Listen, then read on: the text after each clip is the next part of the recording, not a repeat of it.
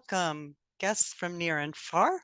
I'm Ksenia Kibizinski, co-director of the Petro Yatsik program for the study of Ukraine at the Center for European, Russian, and Eurasian Studies here at the University of Toronto, a co-sponsor of today's presentation together with our community partner, St. Volodymyr Institute. We are honoring today, as part of our new Books in Ukrainian Studies series, the author Anna Romandash and her book, Women of Ukraine, Reportages from the War and Beyond. Anna, who's joining us from Ottawa, actually, is an award-winning journalist from Ukraine. She was named Media Freedom Ambassador of Ukraine by the Index of Censorship for her human rights in media work, and was among the winners of the European Institute of Mediterranean contest for her reporting. She has extensive experience working across Eastern Europe and Central Asia, where she researches democratization processes, freedom movements, and human rights violations. Her areas of interest include international security, Eastern Europe, sanctions, and energy transition. Anna Romandash is presently a non-residential fellow associated with our program working on the project Digital Warfare and Peace, learning from Europe's responses to Russian invasion.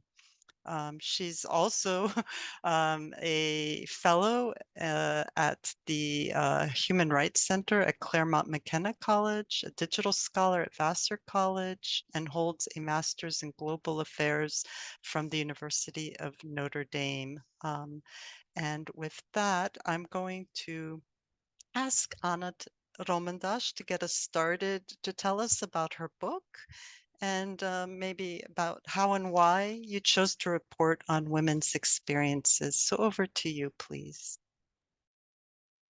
Thank you, Ksenia. Thanks a lot for the intro. Why did I choose to write this book?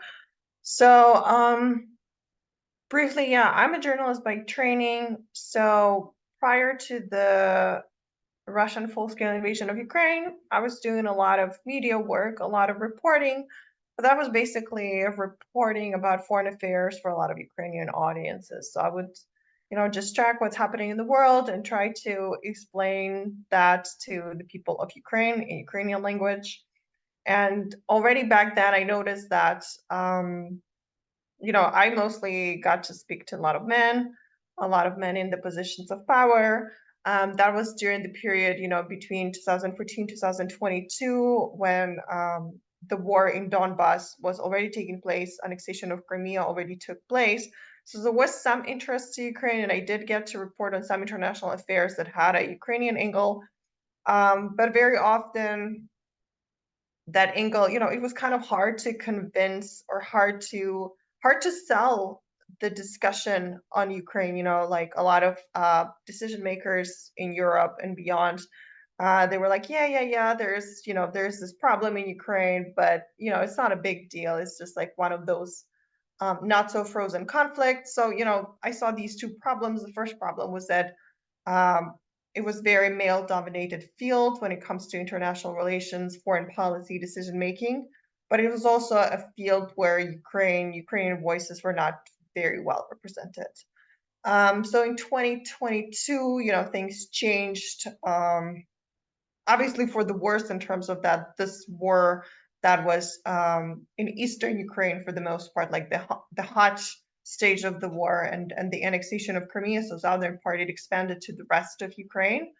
But because of that, there was also an increased interest to Ukraine. So people actually started asking themselves the question, um, if Ukraine is, as Russians claim, part of Russia, then why would Russia need to invade it? Why would you need to do anything so stupid? So people actually started kind of questioning their own understanding of what Ukraine was, because they were very much affected by the Russian propaganda. A lot of Europeans, a lot of Americans, and so on and so on. And they started looking for a lot of information in English, and there were many gaps, right? Because there were not so many Ukrainian voices, Ukrainian authors that were published in English. So there was some reporting, but it was mostly done by foreigners in Ukraine. A lot of correspondents from Western media who were previously based in Moscow, they started writing books on Ukraine really quickly. But of course, their previous, Moscow experience, it affected what they were writing or like the way they were perceiving things. So there were all of these gaps, and obviously, again, Ukrainian voices were not too well represented. Women, especially, were it's usually you know patriarchal norms. The war kind of intensive. They get stronger. It's a very strong masculinization of society, right? Because the people you normally see on TV are usually soldiers. They're usually military generals or decision makers. It's usually mostly men. So yeah, so me deciding to write on my book was basically kind of trying to respond to these two issues. And since I was already working, collecting stories, collecting testimonies, I was basically working or helping investigate human rights violations, war crimes, and I was talking to a lot of people, a lot of survivors who survived, for example, occupation of Bucha, occupation of northern parts of Ukraine, and so on. I was obviously talking to a lot of people, so not just women, but I was collecting so many stories of women that I decided, well, why don't I just use them and like turn it into a book, so then we can have these stories for later, and then in addition to them being used as a proof or as an evidence of war crimes, they can also be used, as some additional source to understand Ukraine and the experiences of women amid the war.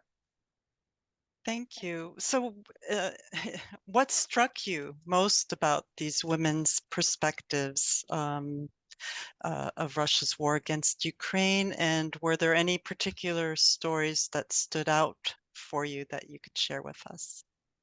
Sure. Let me show. I'll share. I have a presentation. I'll show you like two pictures.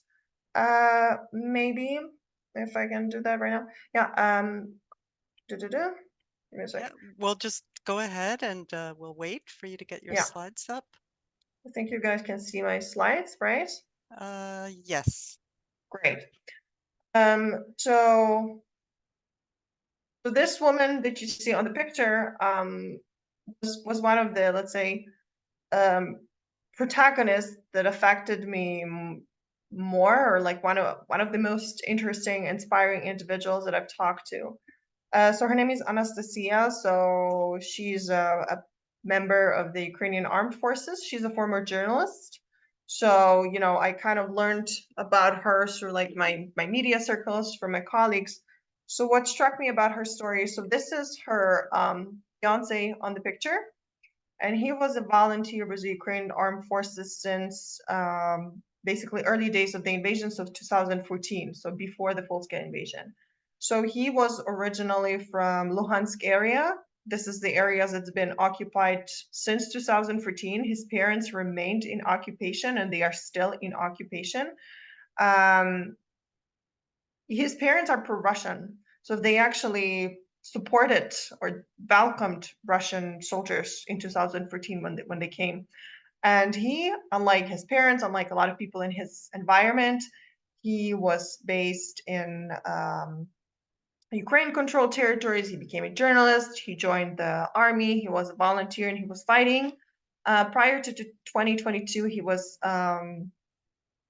not serving anymore. He was back to his civilian duties. And in 2022, the first day of the full-scale invasion, he went back to war and he was fighting. And then he was killed in May of 2022 near Izum, right? So that was during the time when this territory was still under occupation and the Ukrainian army liberated it. So what really struck me, I learned of his story, which I thought was, very dramatic, but also, very powerful, sad, but there are just so many like mix of emotions. And then I got to talk to Anastasia, and that kind of, is a reflection of Ukrainian society in many ways. Women of Ukraine are obviously, they don't operate, they don't live in a vacuum. So of course they interact, they're very much influenced, they care about the men, they care about everybody else around them. So, her decision, for example, to join the army, it was influenced by the deaths, the murder of her fiance. But, there's just so much. She was basically influenced to do it because of what happened to him. But as she embarked on this journey to be a full-time soldier, not a journalist anymore, she learned so many things about herself. So she's been based in Eastern Ukraine when they were liberating Kharkiv area that is being shelled nearly daily. She's been she's been stationed on the border between Ukraine and Belarus because it's also like a very sensitive area.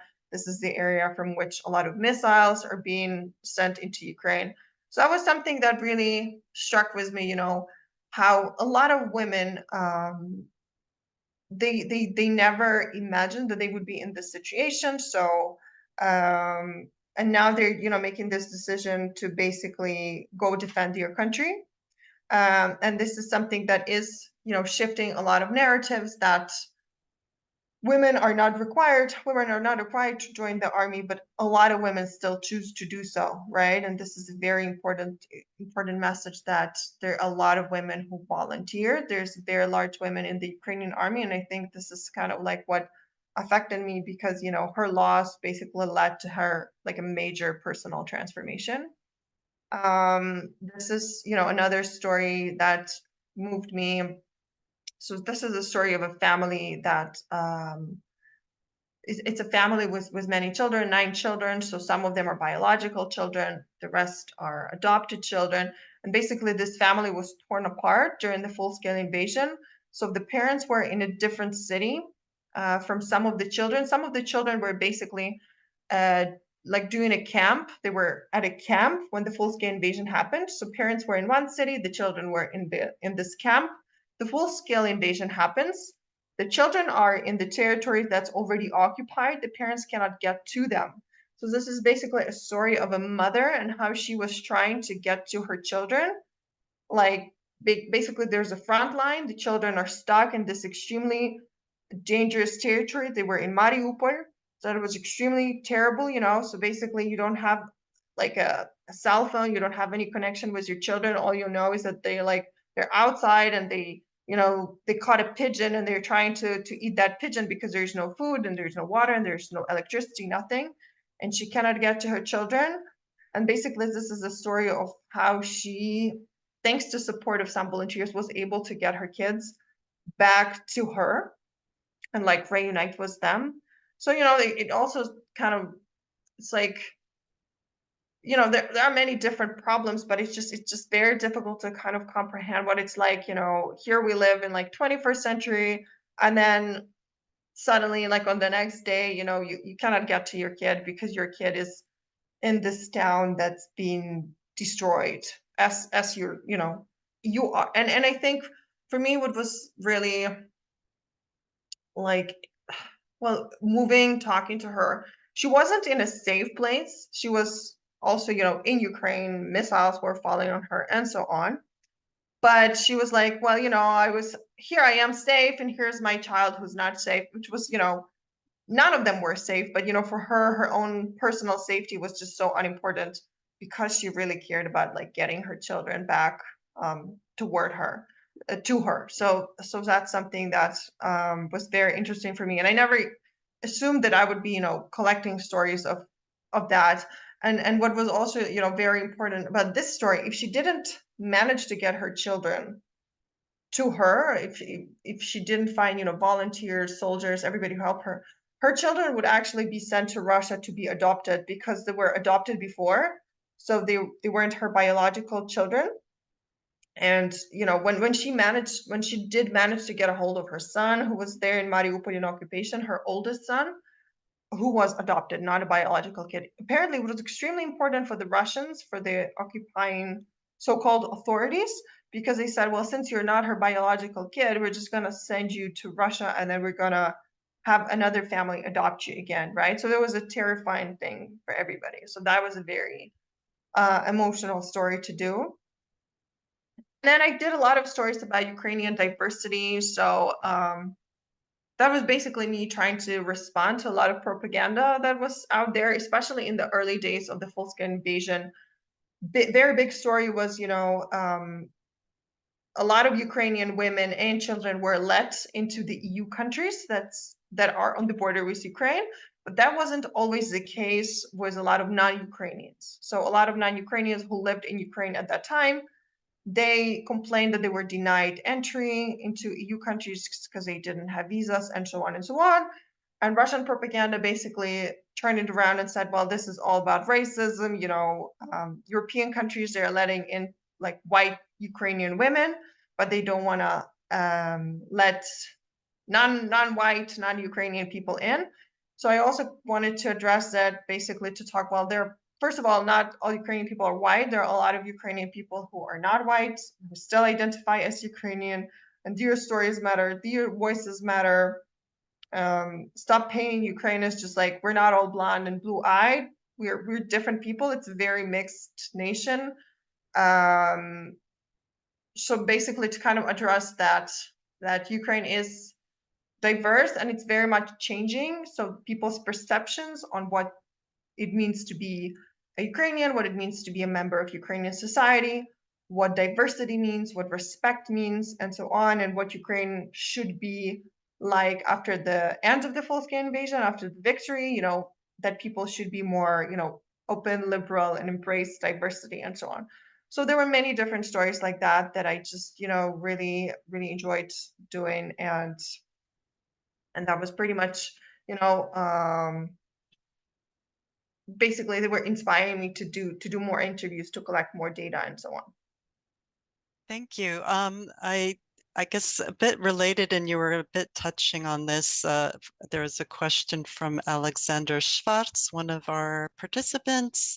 Have you interviewed, I guess, people or women in Eastern Ukraine or in Crimea since, I guess, 2022, or to get their views on the war and the annexation and occupation. And the first story that you gave us was someone who was, her fiance was from Luhansk. So I imagine that that is a yes, but if you could maybe speak to that. Yeah, absolutely. I talked to a lot of people who are originally from the territories that were under occupation for a very long time, so much longer than 2022, but basically since 2014. I've talked to a lot of people who were exiled or self-exiled. So they fled, for example, occupied Crimea because they knew it's not safe for them anymore. They may be persecuted, they may be attacked, they may be sent to jail or tortured. So in the book, we have stories of, for example, Crimean women who were forced indirectly to fled their home area. So when the annexation of Crimea happened, for example, they were in the mainland Ukraine, and then annexation happens. It's a big shock. Nobody knows what to do. Do we flee? Do we fight? Is there going to be big war? Is Ukraine going to try to take Crimea back militarily? That we're talking about like this period from 2014 before 2022, before the full scale war. So there was a lot of unknowns that people didn't know what's going to happen. So I talked to Crimean women. So for example, they shared stories to me like they were telling me, well, we went to Crimea after the annexation just to visit our family. Back then, it was still possible before 2022. So you would, take a train like into Kherson region, and then there's this, let's say border crossing, if you can call it that, right? So you would have the Russians on the other side, and you would have to show them like your ID and so on, and then this way you were able to enter Crimea.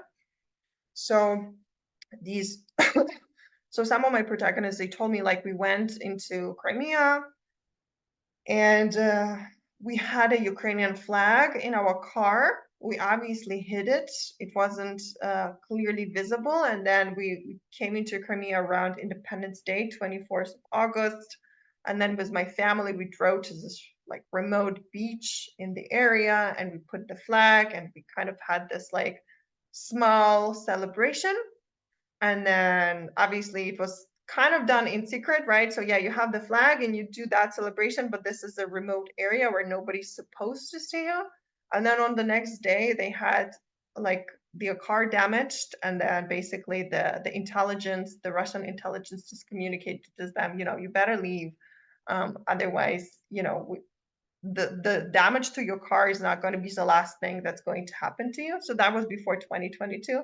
So there were all of these examples of, let's say, milder persecutions, because it's still like, in comparison to what some people experience, that was still okay. Like even my protagonist said, I was very lucky that they only damaged my car. She was genuinely happy. She was like, I'm very happy that the only damage they did was just like my car, my tires, and whatever, because I have a lot of friends, I have a lot of colleagues who were sent to jail and who are still in jail for just nothing. I've interviewed a Crimean journalist who's actually been very active. She's been in and out of Crimea all the way until 2021, when it became extremely dangerous for her. So she was reporting human rights violations. She was reporting on persecutions of Crimean Tatars, who are super targeted. Crimean Tatars are like 10% of the population on the peninsula, but they're like 2/3 of all of the political prisoners on the peninsula. So there's more than 200 political prisoners there since 2014. So people are just, find themselves being woken up at night by the intelligence services, and then they're taken away, and then there are sham trials and so on. So I've talked to journalists, a female journalist who was doing all of these investigations on all of these sham trials, on all of these persecutions of Crimean Tatars and so on.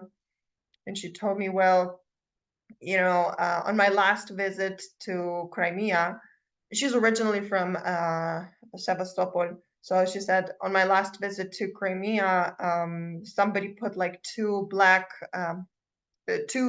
flowers. They attached two flowers to my car. It was like a black ribbon. This is something that you would put in Ukraine. Like, you would take these two flowers with a black ribbon to put on like tombstones when you go to a funeral, when you go to cemetery. So it was clearly a sign that she may be killed, she may be targeted, she may be next. She said, I was already receiving threats by that time, so I left. Her colleagues remain in occupation. Some of her colleagues are jailed. And that's also a very interesting story. She was basically risking her life to report on Crimea and a lot of, issues within occupation. And for example, her own father, he's pro-Russian. He's supportive of the occupation. She doesn't communicate with him. So it also shows, that um, very often it's their personal choice, not to just go against the occupation and the system, but also against your own family, against people you hold very dear or very close to you. That was a big thing. So there are many stories like this of people basically experiencing occupation on a professional level, where they have to do their job and risk their lives, but also on a personal level when they have to struggle with a lot of misunderstandings or lack of support from their family. Um, so I want to get back to the theme of the women's perspectives, and also you were talking about, why you decided to compile the reportages into this book. You were talking about this dominance of um, focus on men, and also to counteract reporting that was very Moscow centric. Have you found that the reception of your book, or in your own journalism, stories of women somehow make the war more understandable to people outside of Ukraine? And what might you say, could you comment on the current state of journalism in, let's say, for example, North America or Europe, on Ukraine, and what you're perceiving? I think personal stories, testimonies, narratives of women, they help humanitize the situation that's taking place in Ukraine. Um, there's still some information that is out there every day about what's happening in Ukraine. There are some news updates, there are some statistics. Some politicians said this, some politicians did that, and so on and so on. But it's kind of like, that background news that you get when you watch television or whatever. What's missing is very often this like human stories, understanding that they're real individuals whose lives are at stake. So for example, if Ukraine gets the aid or doesn't get aid, if you just think of it in terms of like money, that's one thing. But if you think of it, it's like, well, this directly affects this person and this person and that person, that it makes it very different, right? Because you also understand that behind these statistics, behind these numbers, they're individuals and they may actually not live. They may actually be killed, but their life situation may deteriorate even more because of this. So this basically helps to put the reality of what's happening in Ukraine into perspective, and it makes it a little bit more relevant or a little bit closer. And I think especially because, again, women tend to be so much overlooked. Having those women voices and their unique experience makes it a little bit more, closer, more emotional in many ways. And it also shows that women's experiences are very unique because, there's often this double threat, right? There's a threat to every Ukrainian person because there is war in the country, but toward women, there's this additional challenge related to the gender because in occupation, there's always this gigantic threat of gender-based violence, of sexual violence, of rape that has been used as a weapon. And outside of occupation, so there's also something that we don't really talk about much, but for example, let's say the responsibility, for example, of taking care of the elderly, or the responsibility of taking care of your partner who may be a soldier going through rehabilitation, the responsibility of basically managing the financial side of your family life, but also taking care of like the psychological things, supporting your loved ones, supporting your partner, supporting your parents. That's also something that women do. And it's just something that we just expect of women, to do.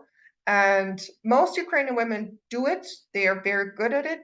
They handle it really well, but they also suffer very much because they don't talk about the burdens that they're dealing with, so they just get frustrated in many ways without kind of this way to channel their emotions, their experiences, and so on. So writing, giving them space to basically share their experiences is a great way to basically highlight that their voices and their stories matter. But there's also a bad side to this, of course. I've talked to a lot of women who are survivors of occupation, who are survivors of torture, of trauma, of violence toward them. Um, I've talked to a woman who was tortured by the Russian soldiers while in Kherson in occupation.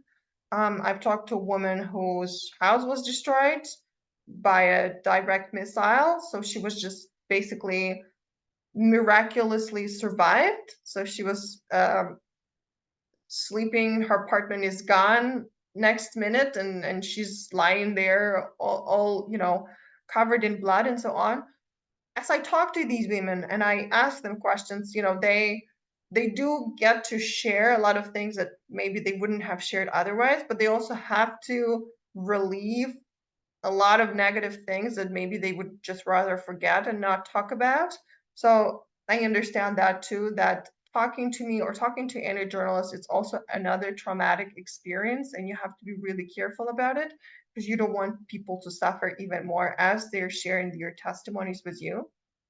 And that kind of brings me to your second question about, the state of journalism reporting on Ukraine right now in the West, in Ukraine, in English, in Ukrainian, in other languages. Um, Definitely, it is getting harder in some ways to get that message across of what's happening in Ukraine. Especially when we were talking about Western media, a lot of Western media are like, well, we talk about Gaza now, we talk about Israel now, so maybe we don't have as much space to talk about Ukraine, we don't have as much budget to talk about Ukraine, which is really frustrating because crisis across the world, they matter, that we cannot just focus on one problem at a time and forget about everything else. So human rights violations, human suffering, it's valid regardless of the place or the timelines and so on. So if there's space to talk about Gaza, there should be space to talk about Ukraine. or Sudan or other places. And, and this shouldn't be, we're just not going to cover this because it's kind of like not the hot issue anymore. There's a lot of this, it is very gross in a way, just kind of like this this perceiving crisis or perceiving worse as something, as like only as breaking news, but not like as a bigger story of like human suffering that deserves our support or not, and us caring over a longer period of time. So I definitely experienced that in a lot of different media. Uh, Fortunately, though, there's still interest, there's still good publications, there's still, a lot of organizations that provide like lasting, sustainable support that do want to hear Ukrainian voices, that are just there. They are very present. So the interest in some ways it diminished, but it's not gone. So there are a lot of organizations, media organizations, but also civil society organizations and other groups that continue providing support. They continue, lifting Ukrainian voices and so on. So it's definitely there. There's obviously a problem of, what kind of voices are we getting from Ukraine? Are these the voices that we should be getting? Are these, the usual suspects, so I always, kind of warn, well, my audience, but generally everybody, not everybody who writes about a country is an expert. Not everybody who is a journalist is an expert, and so on. And it's really hard to know when you're not really familiar with the country. You don't even know who to read, who to follow, and so on. So it's really great and it's really important that there are initiatives that basically support like authentic reporting on the ground from Ukraine by Ukrainians, especially given that there may be language barriers. Not all Ukrainian writers, not all Ukrainian journalists speak English, and it's hard to get published in English, and it's hard to, be relevant outside of Ukraine, outside of the Ukrainian bubble. So it's really important to basically keep supporting that translation, publication, and so on, that kind of work. Because otherwise, you're just gonna get this like very once, in some ways westernized, maybe simplified perception of what's happening in Ukraine, right? So I'm very happy to say that I've seen a lot of really good reporting by Ukrainian journalists, women authors, that was published in Ukrainian, in English, in many other languages. So it's a good thing, but it has to be, it has to continue, it has to be more or less sustainable, it has to be amplified. I fully agree, and I, realize that at least I'm an American living in Canada, that there's fewer and fewer reputable newspapers that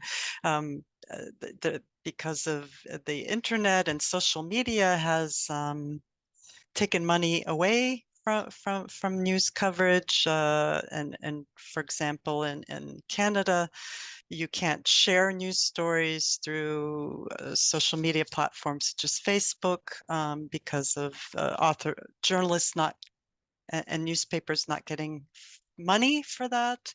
And I know with the change in Twitter to X, there was a lot of journalism there that was really interesting. It's probably still there, but because of the change in the platform, those voices have become harder to discover. So perhaps you might tell this audience, and since this is recorded, there could be potential more listeners in the coming days of where we should be going to hear these stories, such as you report on. So when it comes to media, fortunately, a lot of Ukrainian media now have English versions. So you can read news from Ukraine written by Ukrainians in English. It's still, there may still be some, lack of some publications and so on, but there are a lot of really good outlets that publish in English. Just on the top of my head, there's the Reporters media. They do a lot of form narratives on what's happening in Ukraine, they do it in English. There's Kyiv Independent and Kyiv Post. They just do like general updates on what's happening in Ukraine. There's NV. They have a good English version. There's Ukrainian Truth or Ukrainska Pravda, and they have an English version. So it is possible to find media outlets from Ukraine that publish in English. There are also some TV channels that do publications in English and video channels. I would just encourage, also to explore YouTube Our and so audience on. also, many of them will be able to read Ukrainian, so you're welcome to include anything Mhm. that you want Well, to. well, I think for people who can't read Ukrainian, it's also kind of relatively easy, right, to find things. So there are a lot of outlets that do really good long form, creative storytelling and so on.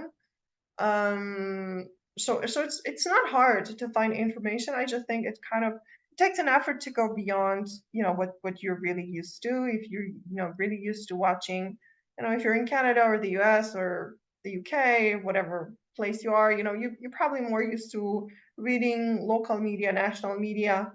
That's understandable. You go for what's closest to you, what's easier to you. But it does make sense if you want to go like really deep dive and have a good context, good, news updates, good background knowledge on things, then it makes sense to check out the local media in different languages. And the same for publications. There are publications now that are working in English and Ukrainian. They are based in Ukraine, and also, European publishers, American publishers that support Ukrainian authors and publish them in English.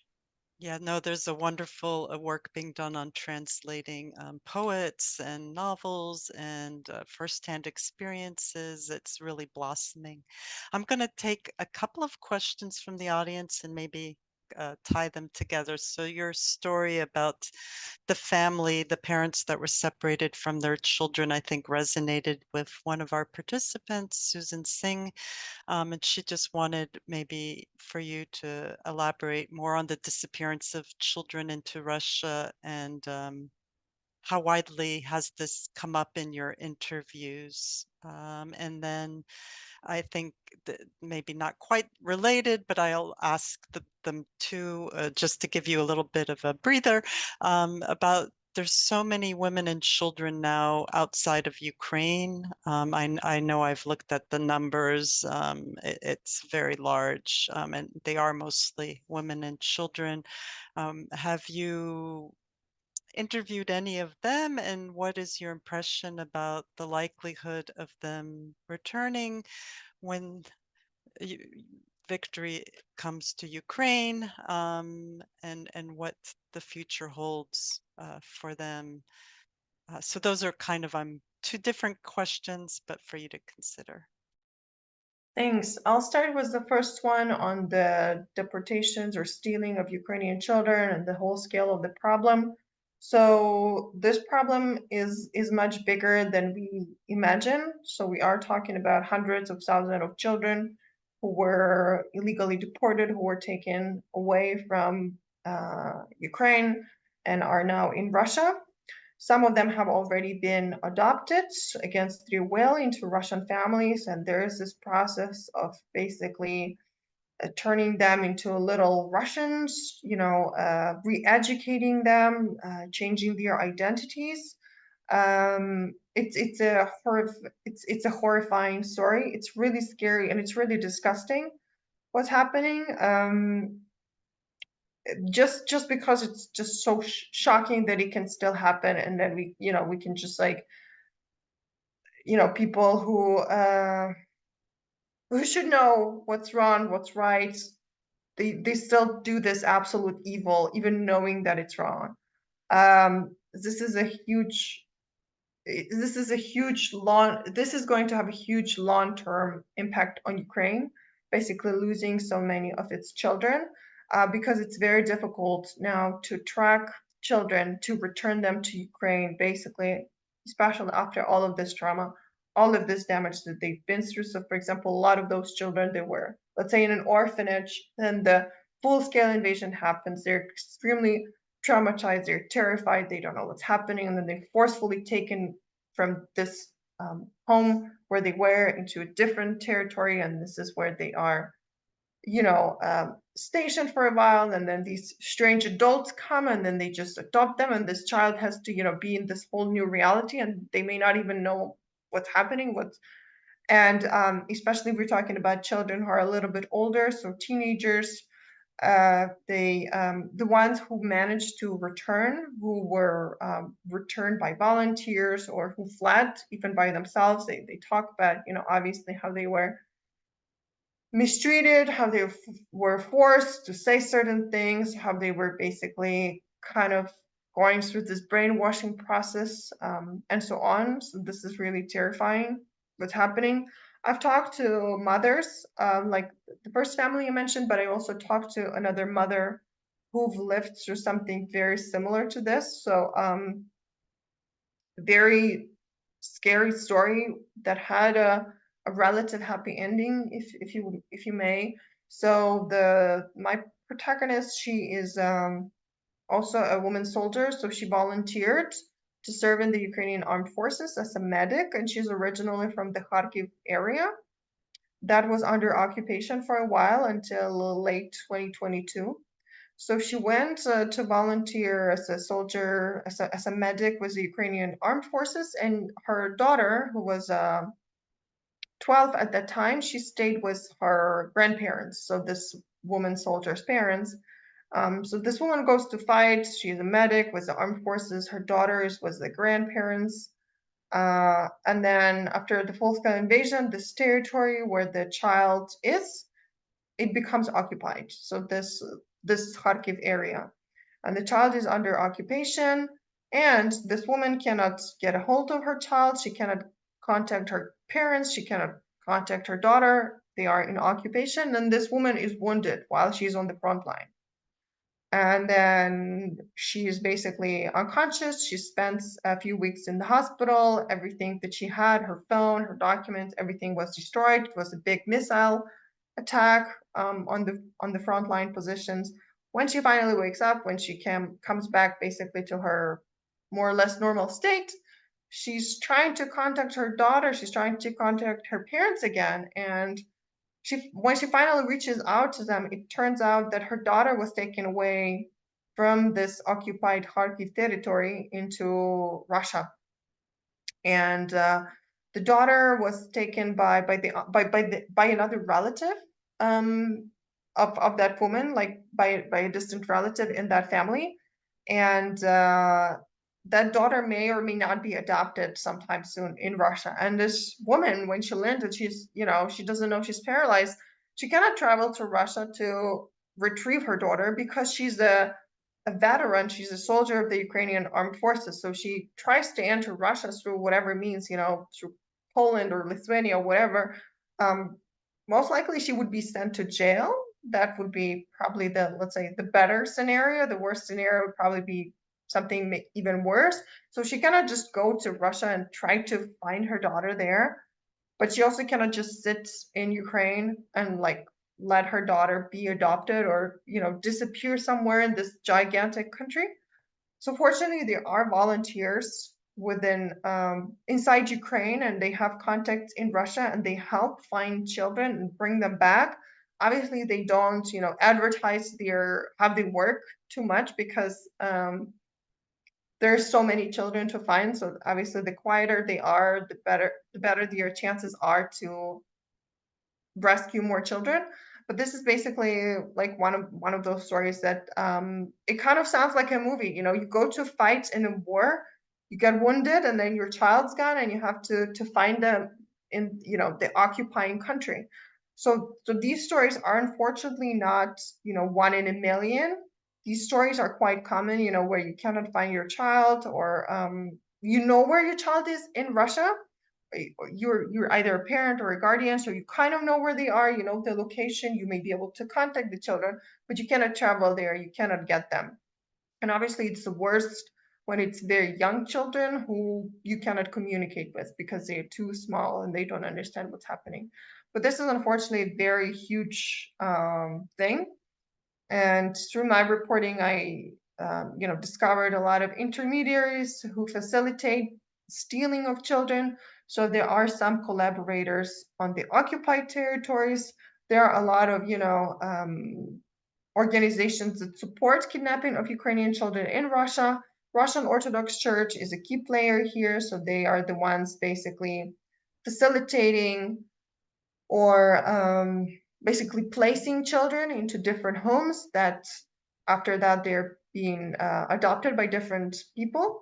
So there are many different, stakeholders that are implicit, that are responsible for this crime, and just it's very difficult, how we're going to be able to find all of these children and bring them back. And I'm going to close this answer with just final example is that I also did a story on children with disabilities who were in a home for children with mental disabilities. So basically the same story. It's Kherson region, the left bank part that is still under occupation. When Russians were retreating from Kherson in southern Ukraine, they basically just took all of these children who obviously have special needs, who need educators, who need, all of the infrastructure to support them. They just shipped all of these children into Crimea and then mainland Russia. And then the educators who were with them, the Ukrainian educators who were with them, they managed to leave occupation when Russians were basically stealing these children, but now they don't know where these children are. So this is just another example. So like the most vulnerable groups are also, um, completely, they have no protection in this war, and they just end up in a new place. They don't know what's going on. And what was the second Well, question? the other one is so we have the extreme of the children being forcibly taken and adopted. And then we have the voluntary movement of refugees into Europe, and the majority of them women and children. And have you interviewed any of them? And do you have anything to comment on their experiences? I've talked to some women who fled Ukraine after the full-scale invasion and ended up in different Western European countries.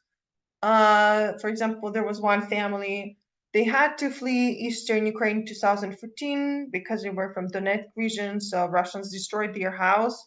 So then they moved to from this part of Eastern Ukraine that was under occupation in 2014, they moved to a different part that wasn't under occupation. Then 2022 happens, and then this part again is being attacked. Like their new home is being attacked, their new home was destroyed, and this is, a very tragic story because basically they lost their home twice. Both homes were destroyed in Eastern Ukraine.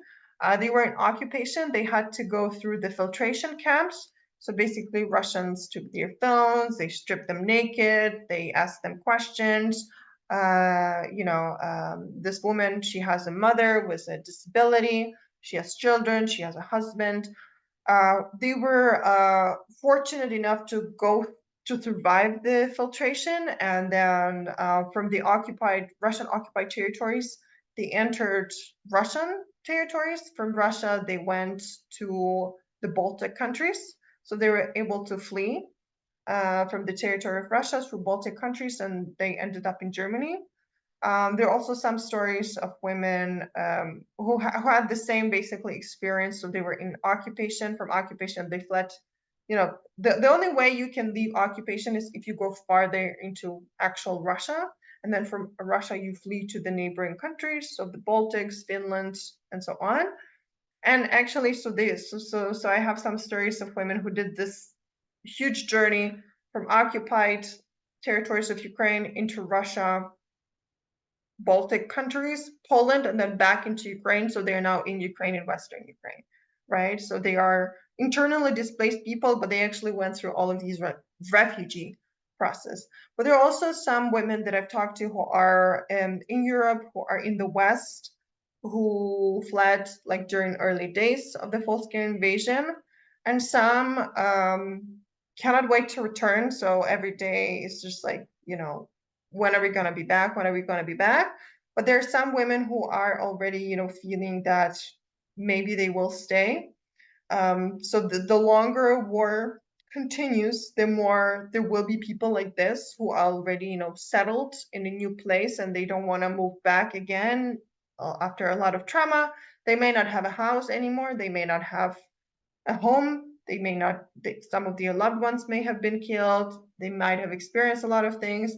So they're in this new place. They found a job. They found whatever comfort they could. So they may not want to return. So there's this, again, this danger that the longer war continues, the more likely there will be more people in Europe, in a lot of different places, who will not want to come back because they already found a new home, or their home in Ukraine is gone. I've talked to a lot of women from Avdiivka, from Bakhmut. Their cities don't exist anymore.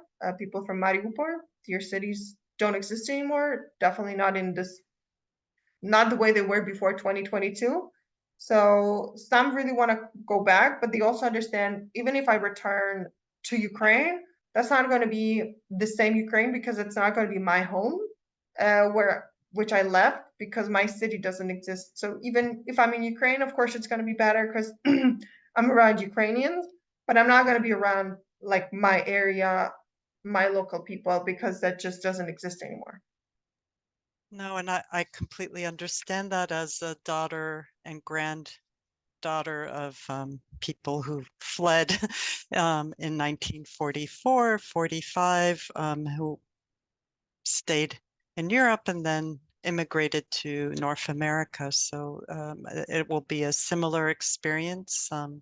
There were people who were repatriated, and then there were the ones who remained. So I imagine we will be seeing something similar. I wanted to give you maybe a few minutes for you to share with us. And I wanted, actually, before I asked this last question, there was someone who was looking for suggestions for books to read. Please feel free to contact me by email.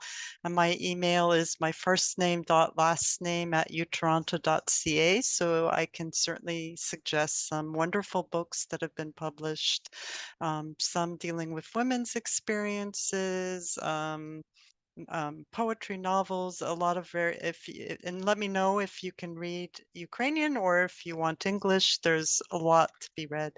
But maybe you might share with us what your current project is, and what you hope the outcome will be. Yeah, sure. So after publishing this book, which was in many ways also kind of like freeing for me to be able to put the stories of the women I talked to on paper, and have some sort of a, let's say, chance for these stories of making an impact, of making a difference. I was actually invited by Pen Ukraine and English Pen to kind of continue where I left off. So I'm currently working on a project. It's called Stories of Resilience. So it doesn't have the women focus anymore, although women will be very much present, maybe will dominate it.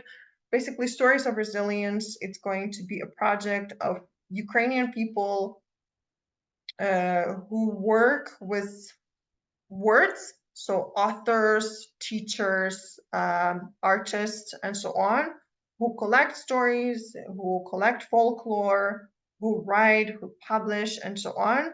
So it's going to be collecting their stories, how they're trying to preserve the written and also the verbal words of Ukraine.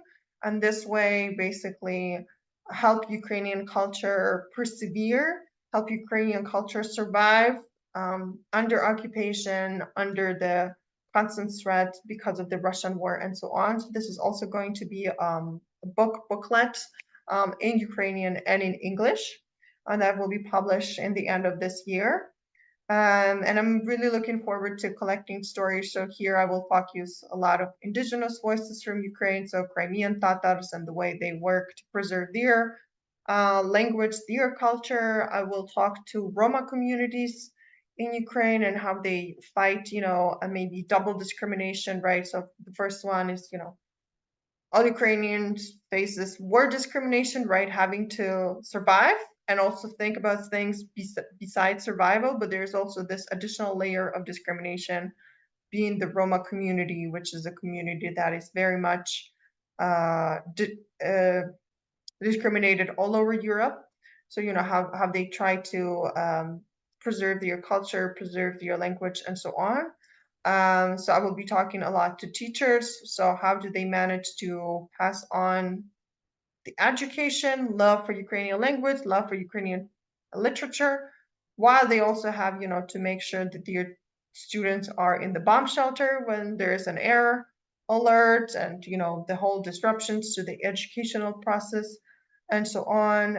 So I will be doing a lot of these stories collection and just focus on, you know, um, cultural resiliency as it is carried out by specific individuals across Ukraine. That you're speaking to a librarian, so this project speaks to me very personally, especially since here at the University of Toronto Library, at the Thomas Fisher Book Library, we have many stories of resilience of Ukrainians who immigrated to Canada. So we have a Ukrainian Canadiana collection of the pioneers who came here in the early part of the 20th century, and we have the largest collection of publications by Ukrainian refugees after World War II, covering many aspects. So this is an unfortunate continuation of work that has been going on for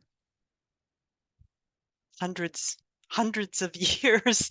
It's so important. I know there's more questions, but we only have a couple of minutes left. I don't know if you want to have any kind of final remarks to us that you wish to make.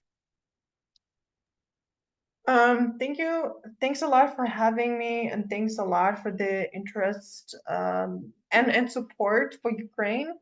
There are a lot of stories. There are a lot of things that I discover every day about my own country, having lived and worked there every day. So obviously, it may be sometimes overwhelming to navigate this like whole layer of what Ukraine is, of what's taking place there, especially because Ukraine has been so overlooked for a very long period of time, and it was very often perceived, through this kind of like post-Soviet optic, the same as it happened to a lot of other countries in Eastern Europe that were colonized for such a long time. So it's really great to see that there's interest and that people want to, decolonize your perception on Ukraine and also learn things that may not be, the most obvious that take an effort to learn. I think it's not an easy task, but it is worth it, and it definitely helps, to kind of build bridges between different, I don't know, nations, cultures, and so on. Um, I really hope that you will like the book, and if not, that's okay too. And I'm looking forward to working on more stories and hopefully Well, to get to share them with you we in the are near future. we are so grateful for the generosity of your time of sharing with us the work that you do. I think journalists and doctors working in Ukraine are amongst the bravest people, as well as the soldiers. You are soldiers of a different kind, using words or healing powers to contribute to sustaining Ukrainian society. I wish you um, continuing good work and success in your projects, and that I encourage you to stay in touch with our community, that we can help you in that journey. And I thank everyone who came, and feel free to reach out for any questions that were not answered. We can try to address them offline. So wishing you all a good afternoon or good evening. Thank you again, Anna Romandash. Goodbye. Thank you.